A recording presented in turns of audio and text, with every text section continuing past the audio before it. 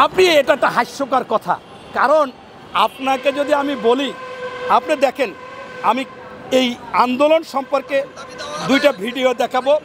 এই যে একটা আহত ভুক্তভোগী, তারা কি বলতেছে যে আমাদেরকে নিয়ে আসছে আন্দোলন করার জন্য সার্জিদ এবং হাসনাত আবদুল্লাহ, বলছে যে আপনাদের দাবি দেওয়া পূরণ হবে, আপনারা একটা কাজ করেন, আমাদের আন্দোলনে থাকেন।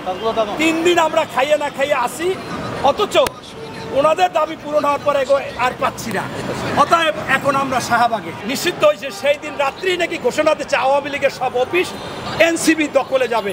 এ বলছে কেন্দ্র থেকে এনসিবি বলে দিয়েছে আমাদের এই অফিস দখল, সাইনবোর্ড দিয়ে অলরেডি দখল করে ফেলছে।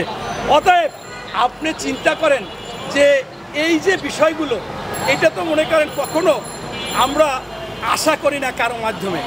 তাই আমি বলতে চাচ্ছি যে আপনি এই লোকজন যে দেখেছেন, আপনার একই দিনে কিন্তু আমাদের তারুণ্যের সমাবেশ ছিল চিটাগাং।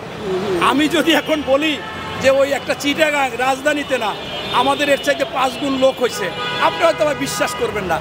এবং আপনাদের যে লোক, আমি সর্বপ্রথম যদি আপনাকে প্রশ্ন করি যে ইনুস সাহেব কি বলে না যে এই ছাত্ররা আমাদেরকে বসিয়েছে? ইনুস সাহেব কি বলে না এদের দল গঠন করতে বলছি, সাক্ষাৎকার দেয় না আন্তর্জাতিক পত্রিকায়? উনি কি অস্বীকার করতে পারবে? ওনার ছবি দিয়ে এরা মিছিল মিটিং করতেছে না, আপনি কি অস্বীকার করতে পারবে? ওনার এই ইনুস সাহেবের যে আপনার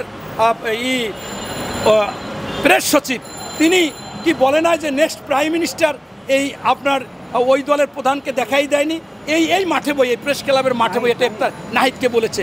এরপর আপনার ডক্টর আসিফ নজরুল সাহেব, তিনি ওই পুস্তক উদ্বোধনের দিন বললো তো এদের আরও 5-10 বছর থাকতে হবে। এই যে বিষয়গুলো, স্বরাষ্ট্রমন্ত্রী বলে যে আমাদের তো জনগণ 5 বছর আরও চায়, উপদেষ্টাও বলে 5 বছর চায়। তার মানে কি এই এনসিপি এবং এই সরকার এরা একাকার। তাই আমি মনে করি যে এই যে প্রোগ্রামটা হয়েছে, ইতিহাস কিন্তু কখনো হয়তোবা আজকে সরকারের চাপে লিখতে পারবে না, শেখ হাসিনার চাপে আগে লিখতে পারে না।